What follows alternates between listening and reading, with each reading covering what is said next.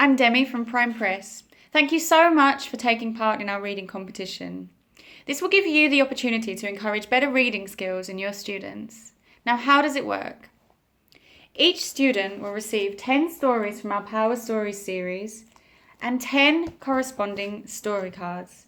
Now, the idea is that for every story the student reads, they will fill in a story card that tells us if they've understood what happened in the story.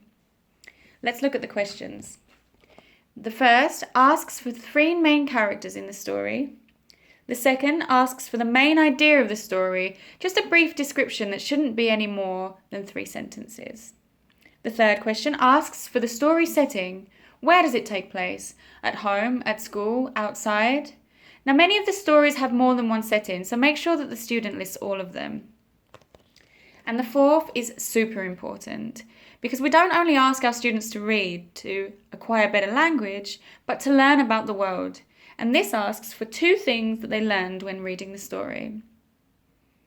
The 5th question moves to the higher section of Bloom's taxonomy, and the student is asked to evaluate. Who are their favourite characters and why? Make sure that they give logical answers. And the 6th asks them to create. The student can come up with their own ending to the story. Can they think of a better ending?